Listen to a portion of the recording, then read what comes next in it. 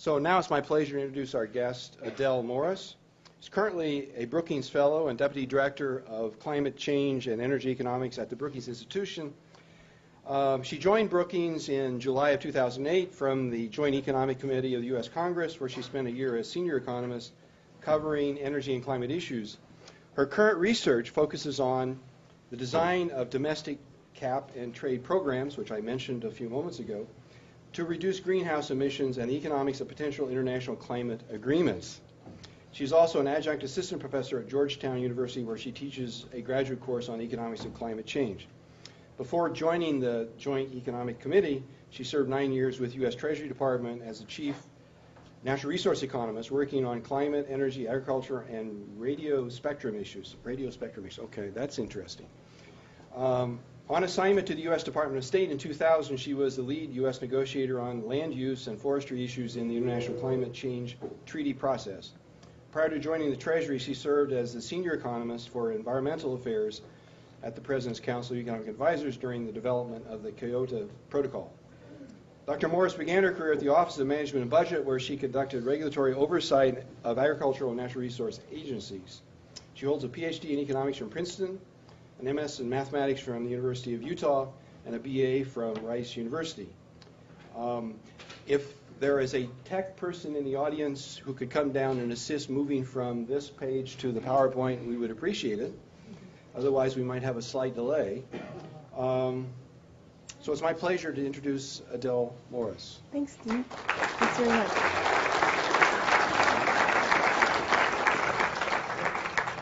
Well, thank you very much, Steve, and I'd like to thank all the wonderful sponsors of this initiative. It's great to get out of Washington and meet people who talk about something else.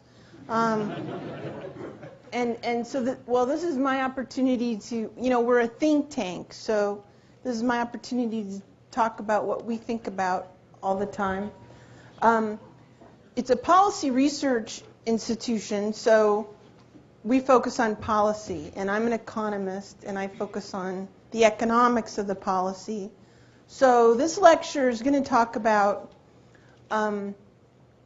if the climate's changing and we want to reduce our greenhouse gas emissions, how do we do it? What are the policies involved? I'm going to talk a little bit about, just to set the lecture up, about the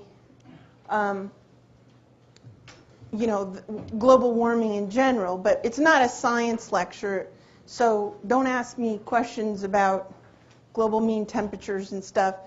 I never like it when the scientists start talking about the economics, so I'll do them the favor of not talking about the science too much, other than to just kind of frame the issue.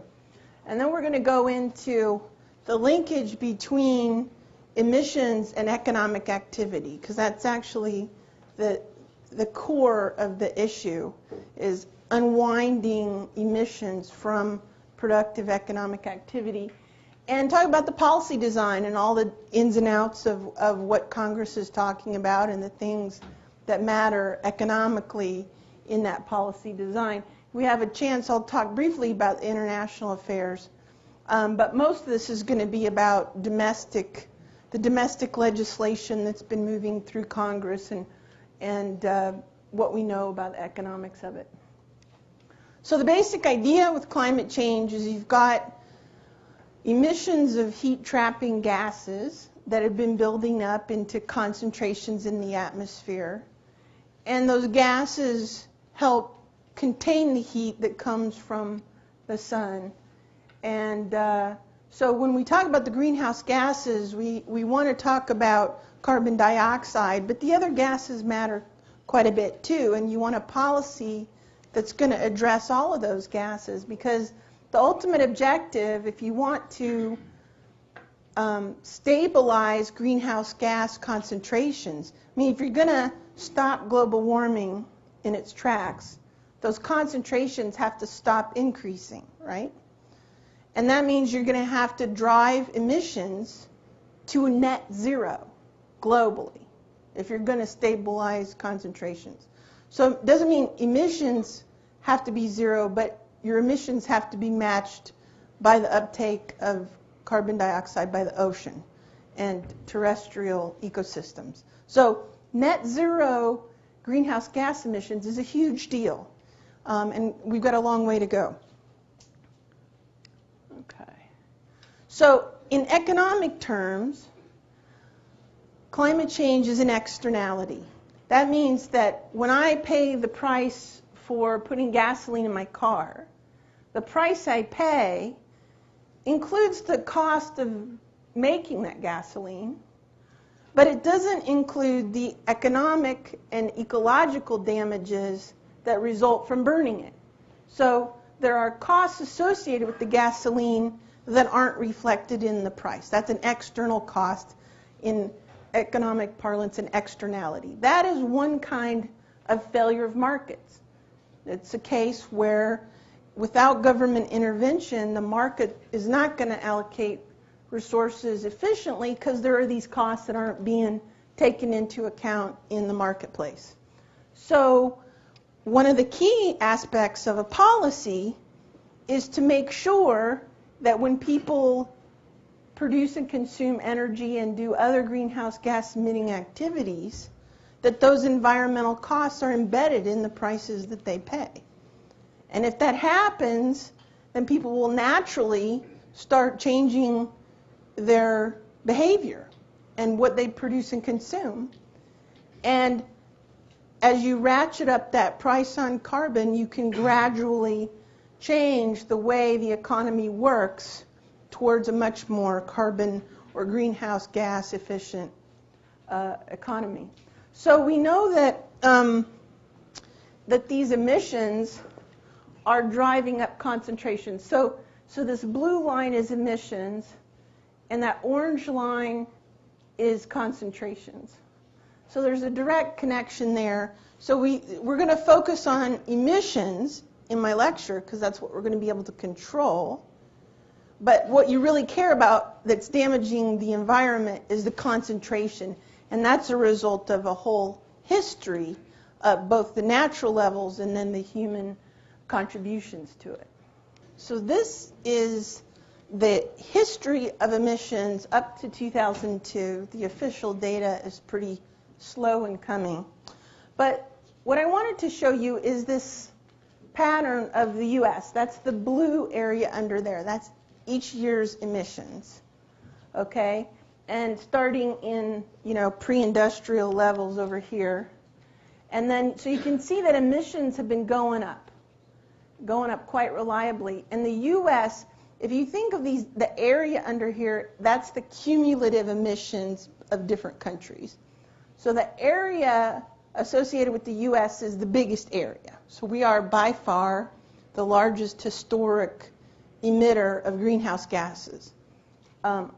Now there's the former Soviet Union in purple, and then when they collapsed, you can see their emissions shrank a lot. That's because that's the closure of all those Soviet-era factories. Now look at China. Of course, China now has been expanding its emissions, and if you had more research, China is now the largest single emitting nation in the world.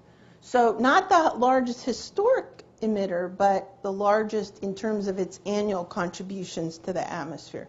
So even if the U.S. and up here are the EU countries drove our emissions to zero, you're not going to get the problem stemmed without action by all these other countries. And in particular, the large and growing developing countries of China and India, and I would add to that probably Brazil and a few other major developing country economies. So we have to work together. Now I'm going to focus in the policy discussion on the U.S. economy, but a lot of the stuff I'm talking about could pertain to any developed economy in terms of the basic theory of it. Now there's a trend of U.S. emissions by gas, and that these big tall gray bars is carbon dioxide. The next biggest is methane, which is emitted from landfills, from livestock, and other activities like the natural gas system. The kind of peach color is nitrous oxide. That comes from a variety of industrial processes, including fertilizer that goes on farmland soils. And then the black little rectangle at the top are industrial gases, some of which we use to replace the ozone-depleting gases. So go figure, you address one environmental problem, and then what happens? Some other environmental problem comes up to make life difficult. But one thing to note is, where are the sources of growth?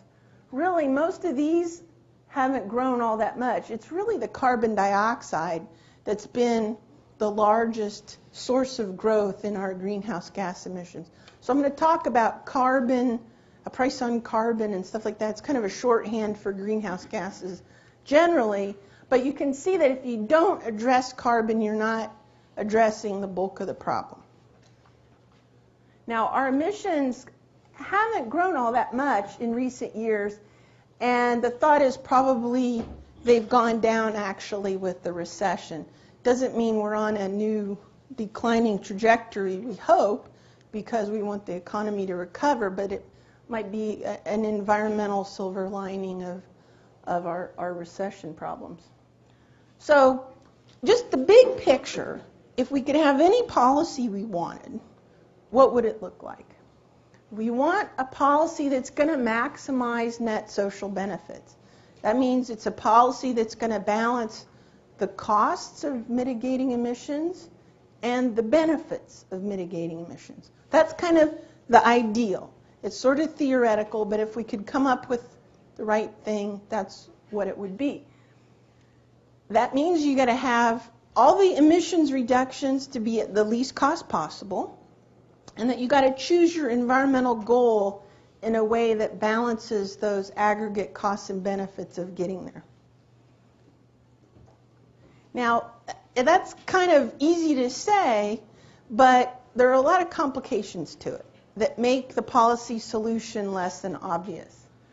One of them is, okay, you want to balance the costs and the benefits, but the benefits they're hard, because even if you protect the climate, in order to monetize that, to compare it to your costs, well, how do you monetize all those ecological benefits? Okay, you're not disrupting the fall colors of the New England forest, and you're preserving the maple industry, and you're saving the polar bear. Well, how do you monetize the polar bear, for crying out loud? We know it's not zero, but what is it, right? Okay, and then human health effects. We know that climatic disruption can create droughts and possibly famines in areas that are highly dependent on rain-fed agriculture. Then what do? How do you monetize avoiding that? So the other problem is that a lot of the damages occur out in the future. So you put a ton up today, and the damage is going to accrue over a long period of time. And some of the worst damages are going to come from once concentrations are higher than they are today. Well, when you abate a ton now, and the benefits are far in the future, or they accrue over a long period of time, how do you compare cost today and benefits tomorrow? And I'm not talking about tomorrow, I'm talking about 100 years from now. And if you've ever done any kind of present discounted value analysis, as soon as you start discounting benefits that are 100 years in the future, then the discount rate that you pick becomes incredibly important. The difference between a 1% discount rate and a 2% discount rate can be an enormous difference in the present discounted value when you're talking about those kind of long time frames. So it's not obvious how you measure the benefits of reducing the risk of a disrupted climate. We know it's probably substantial, but we don't know exactly what it is. And economists are squabbling about this stuff all the time. And there's, one person writes a report about this discount rate, and somebody says, no, your math is wrong. You should have used this discount rate. And then they're just degenerating into equations until you're just like, I don't know, what's a member of Congress supposed to do with all that, right? You got to set some kind of policy. So we do the best we can. The other problem, in part because of these time frames, we're the ones, the rich countries nowadays, that are doing the emitting. If we're going to mitigate our emissions, we're bearing the costs, but who's benefiting? It would be nice to tell a story that we're the ones benefiting. But the preponderance of benefits are accruing in the future to people who are vulnerable to climate. These tend to be poor people. They tend to be in developing countries.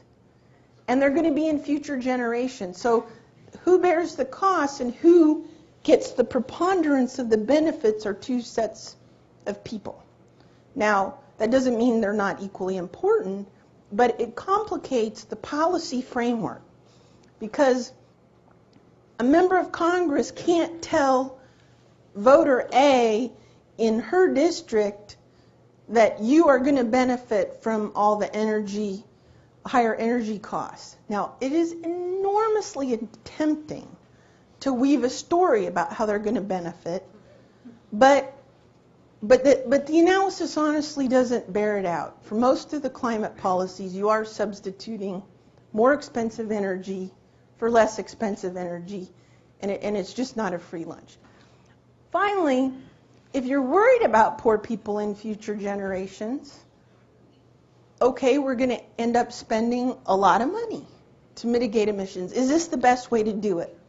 And there's kind of a controversial set of discussions around how much do we allocate to mitigation, how much do we allocate to adaptation, how much do we allocate to building up the well-being of poor people? Do we build their economies? Do we educate women? Do we focus on population growth? What do we do? And because you want to compare climate as an objective to other things. So now, for the rest of the talk, I'm going to say, all right, well, abstracting from all that stuff that just makes it hard, we're going to go for it. We're going to mitigate our emissions. Okay? So we want some kind of measure of the benefits. Look, we got to pick something. So how are we going to do it? And people have done this. And like I said, the discount rate matters a lot. But when people have done this, they've come up with a wide range of mitigation benefits, everything from $10 per ton of carbon as the present discounted value of abating a ton, up to over $300 a ton. So somewhere in that range is probably about right. Now here's how I like to think about it.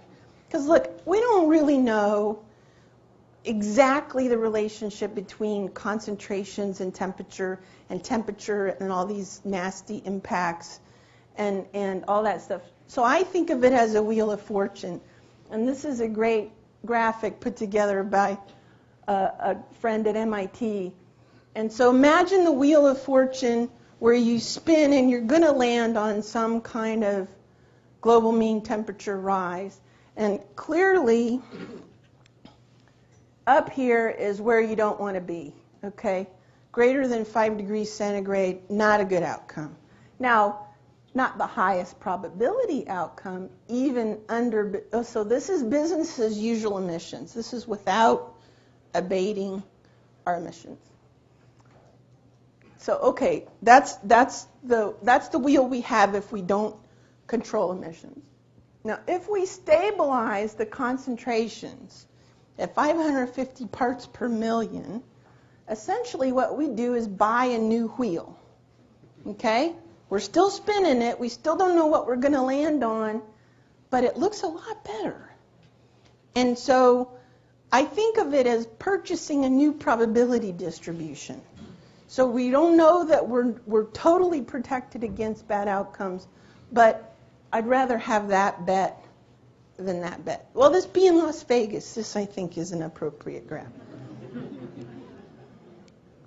So we want to put a price on carbon, and ideally we'd have this nice perfect value of the the benefits of a ton abated, but we're going to put a price on carbon that internalizes those external costs. And we can do it with a cap and trade system, or we can do it with a tax. And either one of those can work. The tax is kind of a four-letter word in Washington. But really, they both do the same thing. They introduce into the market a cost associated with emitting activities. That's exactly what you want to do. Okay?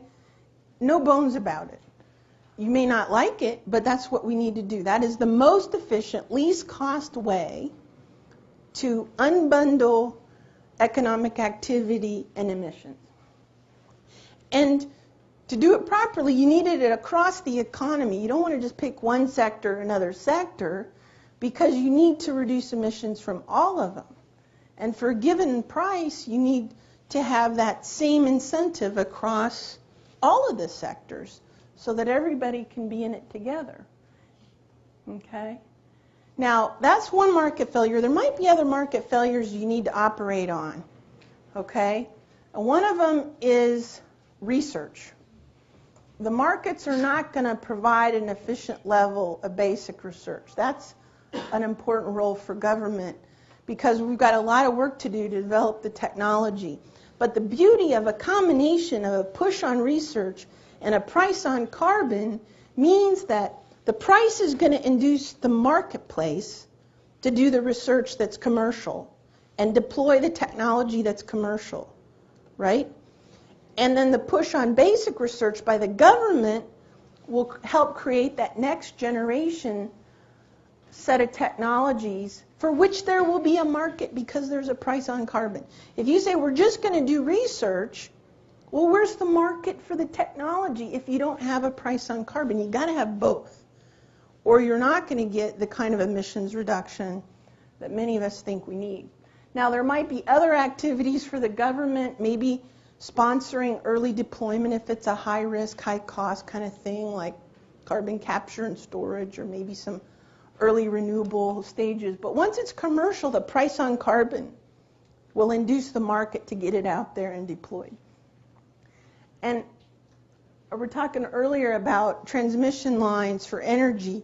There might be a role in government trying to get those transmission lines in place when there's a difficulty coordinating with lots of jurisdictions. Okay, so we know from economics the robust lessons in reducing emissions cost effectively is to give as much flexibility as you can. You want to reduce whatever gas is cheapest to reduce. You want to do it in the cheapest sectors. You want to do energy efficiency along with renewables and everything else. You want to do it where it's cheapest. You know, if we have a policy that requires all of our abatement to be done at home, it's a lot more costly than if we allow some of that abatement to be done in projects in developing countries that wouldn't otherwise take those emission reduction activities. Okay? So let's talk about cap and trade versus a carbon tax. Now, like I said, they can be made pretty similar. They're both going to raise the price of fossil energy. They're both going to result in higher retail prices for goods and services depending on their carbon intensity, because those prices are going to get passed through. If there's a company that's a fossil-based company and they have to pay a tax for emitting carbon, you know, they don't just go, oh, gee, I guess my stockholders are really going to be stuck with that. No, they raise prices to cover the tax. And it's like hot potato. Whoever can pass the price and costs along is going to do it until it gets to the point where somebody can't avoid those costs. And that's generally the consumer. There are a few instances where there are firms that are very trade exposed and energy intensive, and they're going to have a tough time passing along a domestic price on carbon if their competitors don't have one. But aside from that, most of those costs are going to be passed along to those of us in this room, to the extent that we're using goods and services that involve fossil energy. So, for good or ill, cap and trade seems to be the most politically feasible approach. In large part, it's because it kind of obscures the price signal. Well, we're limiting emissions. We're not taxing them. We're putting a limit on there. But, really economically, they're kind of two sides of the same coin. It's not a bad thing, though, because remember, you're internalizing an externality. That's the point, okay? So if you had a tax, for example, it doesn't mean the government needs to keep the revenue and, spend it unwisely. That revenue could be used to do something else with, given back in all kinds of ways that I think I'm going to talk about later. So it's not a spending program by the government. Likewise, cap and trade, when you have these allowances, you can use the value of those allowances. You can auction them off and use the revenue and reduce other taxes. So it doesn't mean that the government, it's a net tax on people. It means that you need to change the relative prices of different fuels and different ways of doing things. Okay? So the basic idea of cap and trade is you set a cap. It's like every ton of emissions is a poker chip, and you limit how many poker chips there are. And if you're going to be one of those covered entities, you have to have one of those chips to cover every ton of emissions that you're responsible for. Now, you can do it upstream, like where the oil comes out of the ground or comes in the border or at the coal mine mouth, or you can do it downstream when you put gas in your car, okay? But it makes more sense to regulate it more upstream because that's fewer entities to try to keep track of. So most of the bills, they regulate kind of roughly about the electric utility level. And so those electric utilities will count up how much coal they use. We know the carbon content of coal, so we know what their emissions are, because it's just a linear relationship with how much coal and how much CO2 comes out. Now, because you've limited how many poker chips there are, then people are going to buy and sell these poker chips such that the people who have the hardest time reducing emissions are the ones who end up with them at the end of the day. Okay? It's a market for the rights to pollute, essentially. And we do that already. We do that for acid rain. And again, so whoever is responsible for sending those poker chips into EPA at the end of the year, that's the statutory incidence of the program. These are the people who are required by law to do that. But the economic incidence depends on how they've passed their costs along to people down the road, right? So you'll see firms getting up in front of Congress saying, oh, I'm regulated, I'm going to go bankrupt. Well, baloney. If they can pass their costs along to their consumers, they may end up producing less, but it doesn't mean that they're bearing the economic incidence of the program. Important distinction.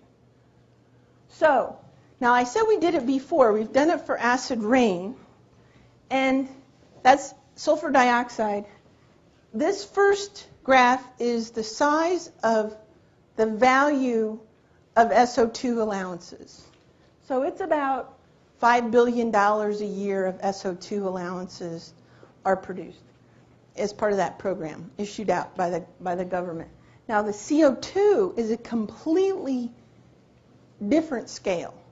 Okay, if we do carbon dioxide, the annual allotment of allowances, what they're going to be worth, is at least $50 billion and could be upwards of $300 billion a year in CO2 allowance value that the government issues. So it's no wonder people are squabbling over who's going to get the allowances and what they're going to have to pay for them. So now I said that you're putting the price on carbon, and different fossil fuels have different carbon content because they're hydrocarbons. You're not taxing the hydrogen, you're taxing the carbon. So coal is the one that gets really hit the hardest because it's mostly carbon as its source of energy. And then gasoline, petroleum is kind of in the middle, and natural gas is actually a lower carbon fossil alternative to coal. It's a little more expensive, but supply's been growing, and a lot of people think natural gas is going to be a bridge to a lower carbon future while we develop lower cost renewables. So the economics, you can't have an economics lecture without some kind of graph and somebody talking about marginal something or other. So I didn't want to disappoint you. So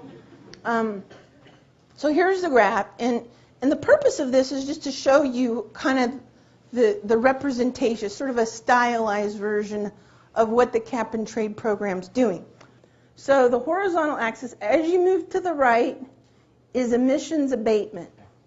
So at the origin is your business as usual emissions. And then as you go to the right, there we go. As you go to the right, you're reducing emissions until you get to here, and that's when you hit zero. Okay? And on the vertical axis is dollars per ton of carbon. So we've got a price and a quantity. So we like price and quantity graphs in my field, and here you go. So this red curve is showing you the relationship between prices and quantities. So each individual ton of emissions abatement, you can start out pretty cheaply. Some people think it even goes negative, that those first few tons are going to be pretty cheap. But then you start moving up and you start abating more and more tons, and it starts to get more costly. Those incremental tons start to get more serious. So in the early, these are probably, energy efficiency activities. You're installing compact fluorescent light bulbs or something. And then here maybe you're switching from coal to natural gas or something like that. And up here you might be doing solar panels. And up here you're shutting down your economy. Okay? So it kind of goes, that's like when you're getting to zero. Now this would be in a particular year, right? So we're going to get to zero net emissions, but it's not going to be all at once. Okay. So the blue area, whenever you have one of these marginal curves, the area under it is total. So that's total abatement cost is the blue triangle. Okay? And when you have a cap from your cap and trade, that's the length of this green arrow. So that's how many emissions you're allowed to do under your cap. Okay, the length of that. And then the price of the allowances is going to be determined by how much that last ton costs you.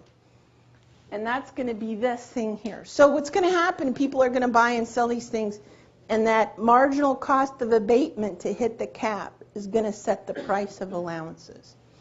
Now what you should note is that green rectangle is the value of allowances. It's how many there are times the price of each one. That's a lot of money, and it's way bigger than the blue triangle, which is the direct abatement cost. So in the early years,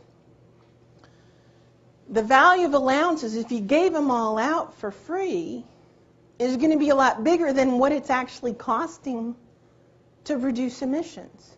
So you want to be careful about, thinking that abatement costs and the value of allowances are necessarily related to each other, because they can be quite different. Okay, so the economic effects we're going to look at, I talked about abatement costs. There's also cost to the economy from just raising all those prices. It kind of puts a drag on the economy because it lowers how much you can buy with what you earn, and that creates a disincentive to work and save, and that has a cost. And then the transfers are from who pays for allowances to who gets them. And then we care about the benefits of the damages avoided. So I'm going to talk a lot about cost, but there are some basic things that affect cost, and there's the stringency of the target, how tight your cap is, what is your target and timetable, and the details of the design of the program. And a lot of these bills have a lot of things in them besides cap and trade. And there was a bill that passed the House in June, sponsored by Congressman Waxman and Markey, and I'm going to talk about some of the economic analysis of that bill. It's a big bill, and it's only one title of it is cap and trade. Got all kinds of stuff in it. Their target is a 17% reduction in U.S. emissions relative to 2005 by 2020, and 83% reduction by 2050. So that's an ambitious set of targets over the long run. And by the way, the Senate bill has similar provisions, same long-run target, but a 20% reduction target for 2020. That's the bill that just got out of the Environment and Public Works Committee. It hasn't been considered yet by the full Senate. Now, this is a chart put together by opponents of the bill. And it's a chart of all the different titles. The sort of yellow shape in the middle is the regulatory process. There's a lot of new regulatory authorities in there. And they use charts like this to just complain about the complexity and the regulation and the mandates and all the dogs and cats of policies that are embedded in this bill. And it is a very significant bill. Now, whether you think this is the right number of blue dots and red dots depends on where you sit on these issues, but you can see graphs like this, are in heavy circulation on the Hill. So now when we look at the economic analysis, you want to compare what would happen if you didn't have the policy to what happens if you do have the policy. So you got to have your business as usual or your reference scenario, and then you have to have your policy scenario. And you model these things and you put them in giant computer programs. We have a model that we run. There are a number of other modeling groups. And you try to figure out what's happening to all the economic indicators you care about relative to what would have happened without the policy. So this is a collection of modeling results for the House bill I just showed you with 6 different models. Now they differ. One important difference is that they differ in their reference scenarios. So if you think the economy is going to be really strong and emissions are going to be growing, then a cap of a particular size, you've got a lot more abatement to do, right, to hit the cap. So the models vary in their estimates for good reasons, a lot of them having to do with different assumptions about what's going to be. We don't know what GDP in 2050 is going to be. I mean, this is the height of hubris to, project out that far. But if you don't at least do something, you're just kind of waving your hands. So I think the models are useful, but we have to have some humility about the extent of what we're trying to project here. And then even the policy scenarios for these models differ because some of them are allowing for more abatement overseas. This is U.S. emissions as a result of the bill, okay? Now, this is a set of price trajectories. Again, same bill, same exact policy, but with different assumptions, you can get really different projections in the price trajectory of an allowance for carbon dioxide. Now, not surprisingly, well, I don't know how not surprisingly, but so the highest estimates tend to include some of the most pessimistic assumptions about what's going to happen with technology, what's going to happen with our ability to access lower cost abatement in other countries, what's going to be happening with the economy. All of those things are going to affect your price estimates. Now, so this is from National Association of Manufacturers. This is from the Heritage Foundation. Now, on the other side, this is from EPA, from the Environmental Protection Agency. So they have some of the lowest estimate. That's from one of their scenarios. They did a bunch of scenarios. That's from their kind of main basic scenario. So they, with their assumptions for that scenario, they tend to be on the low side. And they ran it in 2 different models. And these guys in the middle, one of them is Congressional Budget Office. That's the green one. The blue one is a consulting firm, and the purple one is MIT. So I think it's helpful to kind of put all these out there, and you can go into these various analyses. This is from a nice report by the Congressional Research Service talking about why these are all different and all the ways in which they differ. Now I'm going to focus on the EPA analysis, and so if you think those higher price trajectories are more plausible, then you kind of need to just scale up the stuff I'm going to show you. If you think these are about right, this is what EPA is projecting. So this is the effect of the bill on energy prices. So green is natural gas, this blue down here is petroleum, and electricity is red. So over the space of 40 years, you're not even going to see a doubling of those prices. Whereas look what happens to coal. Okay, coal really gets it. It just becomes increasingly uneconomic to use coal to fire electricity. Now, I was talking about allowances values. So EPA, that value of allowance starts at about $60 billion a year, peaks out at about $100 billion, and then starts going back down. That although each allowance is more costly or more higher price, there's a lot fewer allowances. So the overall value of that pool starts coming down. Now, okay, so what does this mean for the overall economy? Well, you can show these numbers in a bunch of different ways. If you want, you can make the policy look like a cakewalk. You show levels of GDP, and you can see that both of the policy scenarios have a little decrement to GDP relative to their reference counterparts, right?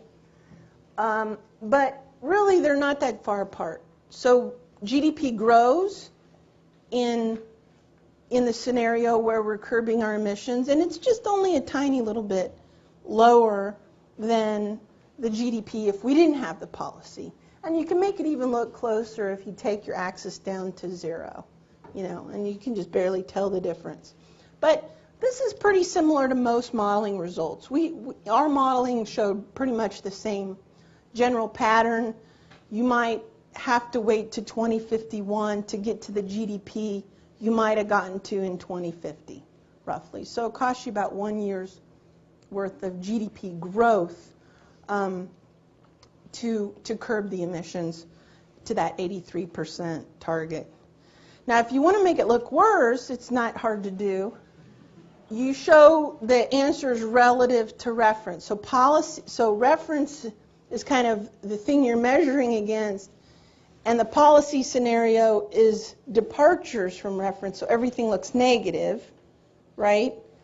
And so GDP per capita falls in both scenarios relative to what would have otherwise happened. But remember, it was growing, right? It's growing, but it's falling relative to what would have otherwise happened, okay? So depending on how you show the numbers, you can make it look really bad, and then all you have to do is convert those numbers into dollar values, because GDP is really big, so even a small percentage is a big number, and then you add it up over 40 years, and it's a lot of money. That's a lot of money. So is that right amount or not the right amount? It kind of depends on where you stand on the problem, but it is a lot of dollars, but as a share of GDP, it's arguably pretty modest. So now the other question arises, well, what is this going to do for jobs? And politicians are very fixated on jobs, particularly now. And like I said, it's just enormously tempting to make cap and trade sound like it's good for the economy. It's an almost irresistible temptation. But the truth is that there's really not a lot of economic evidence by sort of academic, peer-reviewed economic literature that you're going to see increases in GDP as a result of cap and trade over the long run, because you're substituting in more expensive energy. Now, that doesn't mean it's the wrong thing to do, because obviously we have this external cost, these damages to the environment. There's a good reason for undertaking these costs. but most economists who work on this will tell you it's not a free lunch. Now, we did some studies that were similar to the ones you just saw in terms of the policy we were looking at. If you do all of your abatement at home, you do see a hit to employment in our model. It's not that big, though. This is all relative to reference again, okay? So this is not levels of employment. This is changes relative to that growing reference.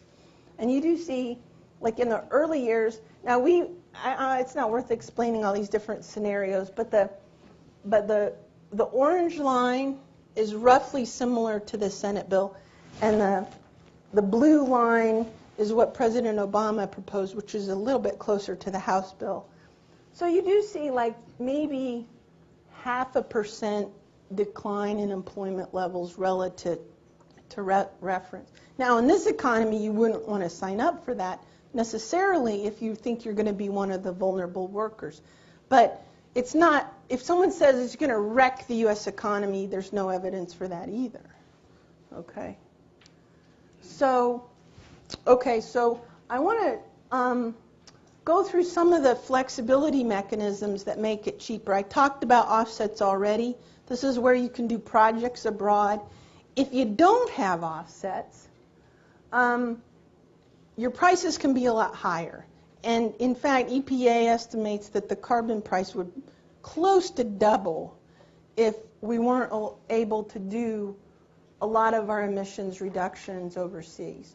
So that's an important part of the program. It's a cost-lowering element. But what it means is, if you're weaving a story about how we're transforming the domestic economy, it's not entirely compatible, because if you do it the least cost way, you're doing a lot less of the abatement at home and doing less of that sort of domestic green energy transformation. Now, another thing you want to do is, like I said, you take that allowance value, and if you auction the allowances and use that revenue to lower other taxes, the other marginal tax rates that kind of discourage working and saving, or you use the revenue to reduce the federal budget deficit, that has an economic benefit to it that helps offset some of the costs I talked about. And so that revenue recycling can actually help lower the cost of the program by up to 70%. That's a big deal, and I don't think it's really fully been absorbed by those in Congress, because it's so much easier to give those allowances away in the political process. But if we were handling that responsibly, we would auction most of it and use that revenue in a fiscally wise manner to help reduce the overall cost. Now, one of the issues, though, is how you recycle the revenue has distributional effects. If you lower the highest, most distortionary taxes, that tends to be taxes on relatively wealthy people. So you have this trade-off between doing the thing that minimizes the costs and doing the recycling that kind of spreads the benefit in a way that also helps poor people. Poor people don't tend to pay a lot in taxes, so reducing tax rates doesn't benefit them. But if you're worried about them because they're going to have higher energy bills, you're going to have to carve out some of the allowance value to do something for them. So, like I said, if you reduced other taxes, you're going to greatly lower the cost of the program. So I want to leave some time for questions. So I'm going to, I just want to talk about the price collar is an idea to limit the prices on allowances, and I think it's important just so we don't inadvertently create so stringent a program that it's overturned by the next, hostile administration. You want something that's going to endure through all the political fluctuations. So anyway, I'll just stop there. But we're not really adjourning. I'm just taking questions. Okay.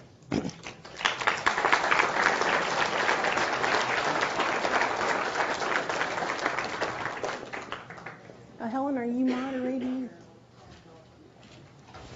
How long will the allowance be given out for free until and then at what point are we going to start So the question is, how long will the allowances be Yeah. free and not auctioned? When will we start auctioning? Yeah, a large share of the allowances start to be auctioned are given away. And then there's a big transition. I think it happens around 2020, 2025, where something like, according to EPA, about $20 billion worth stops being given away and starts to be auctioned. And so there's this transition there. Now, one of my concerns about that is that, okay, it's all well and good for us to say now that we're doing this transition, but you don't have to look very far for federal giveaway programs to see that they're not easily dismantled.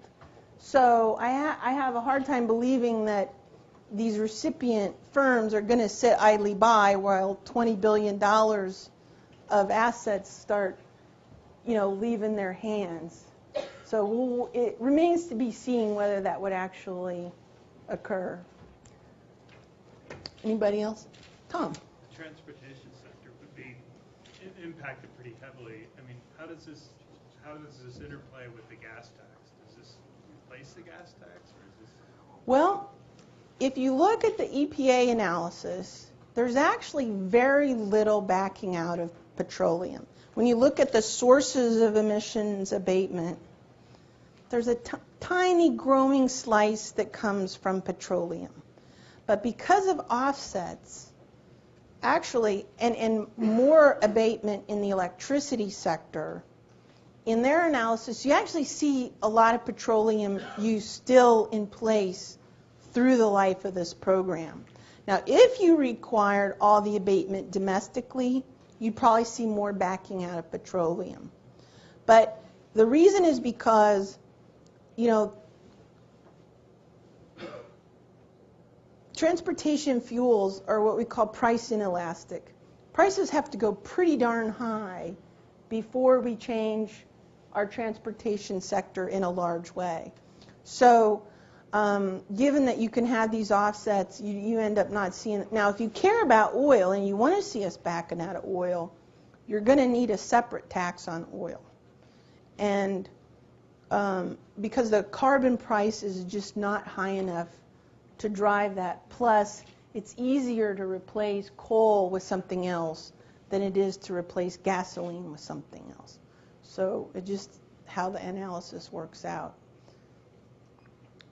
Yes? When you talk about abating costs internationally, Yeah. is that like along the same lines as saying that the underdeveloped countries would be slowing their industry until we can research and find technology to allow them to grow in a more clean fashion? Well, what I'm generally talking about is it kind of derives from the assumption that if they're poor and their first priority is growing their economy, they're not going to have a lot of appetite for reducing their own emissions.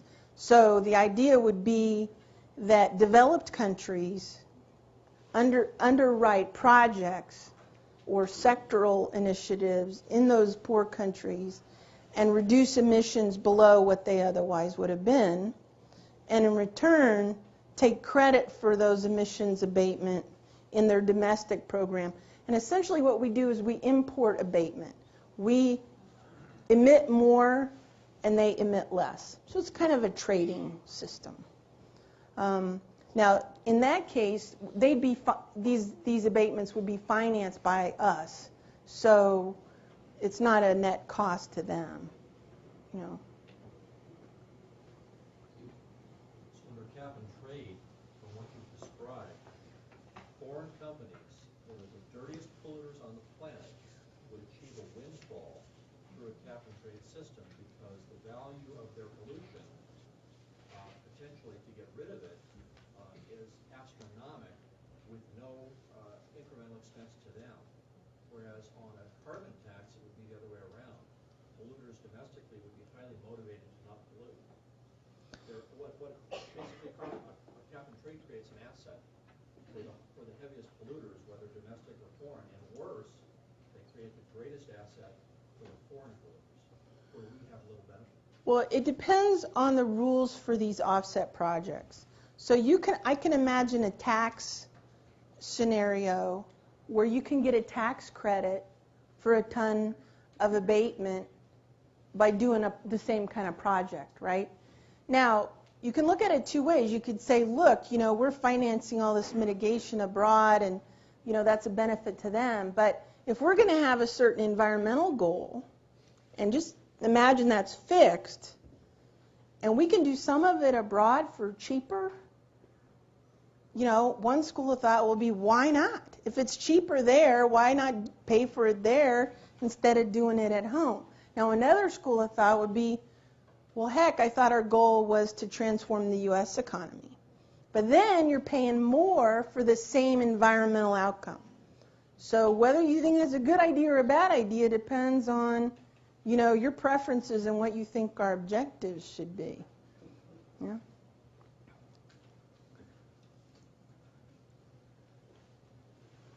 Why are we resisting switching over to ethanol as our main fuel?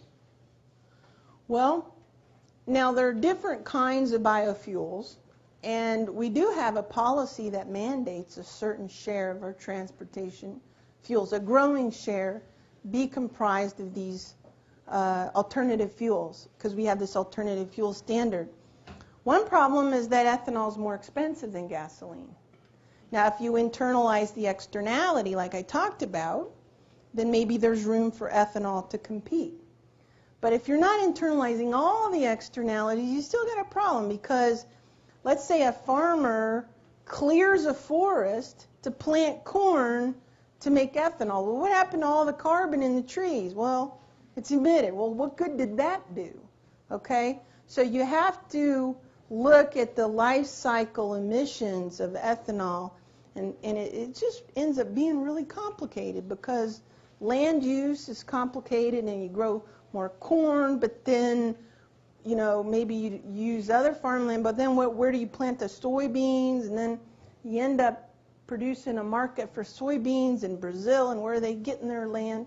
And it's just, kind of a big mess to try to figure out the net effect on the atmosphere of some of these biofuels. It's not a bad idea, it's just complicated to figure out how to structure a policy that gets all the incentives right and really, puts the price signals on what the atmosphere sees. So I think there are positive things about biofuels, but there's also some potential pitfalls there too. The question is the model you showed us, the mathematical analysis and the simulation. So the time scale was a few decades. Mm-hmm. The problem we are facing, if you look back in history, Roman civilization, Greek, and how you've survived over hundreds of years. So when you create a model, economic analysis model that looks at a different time scale, how do the costs change? And how do we view the same problem? Well, the models I'm looking at are specifically looking at the cost to the economy of reducing emissions. Now, if you really wanted to model like the benefits to the economy of reducing emissions, you do have to have longer time scale, because that's when the benefits are going to accrue. But I can barely work up the hubris to do to 2050. Plus which I don't have a model with like all the ecological things that you care about. I mean, it's a model of the fossil fuel consumption of the economy. So what you want to do is have the right model for the problem you're looking at. And I'm specifically focused on mitigating emissions in the next few decades. And so that's what you were seeing there. So we're adopting a policy now for the foreseeable future. What do we think it's going to do? Maybe one or two more questions. There was one right here. We ask a lot of other countries to kind of take a sidestep for economic growth just to meet these standards. Would we as a country ourselves take a sidestep, limit ourselves for economic growth, just to meet these standards? Well, I think that, there's costs and there's benefits. So you like I say, you want to balance them. So I think that the costs that I've shown you today are actually pretty modest considering the degree to which they are reducing emissions. Now, the U.S. is one part of the global effort. I was talking about that. The U.S. can only do so much by itself. You got to leverage our action into action by everybody else. But I don't think it's devastating to the U.S. economy. I don't think it's a free lunch either. But I think it's reasonable given the potential threat to the planet. Yeah. People talk about tax pollution when it comes out, or limit the amount of pollution that comes out. Right. I mean, whenever we have market failure, it's because it's so costly to establish and enforce property rights. What's the technology like for, enforcing, either the limit or the tax? Is there a significant difference in the effectiveness? I think you're going to do the inventories pretty much the same either way. Because what you're doing, actually this is the convenient thing about fossil fuel, is we know the carbon content. It's a chemical equation of how much carbon is in a cubic foot of natural gas or a ton of coal. So we can monitor the physical input. I mean, we have excise taxes on all kinds of stuff we have to measure. So I don't think it's a big deal to measure fossil fuel consumption, translate that into CO2 and slap a tax on it.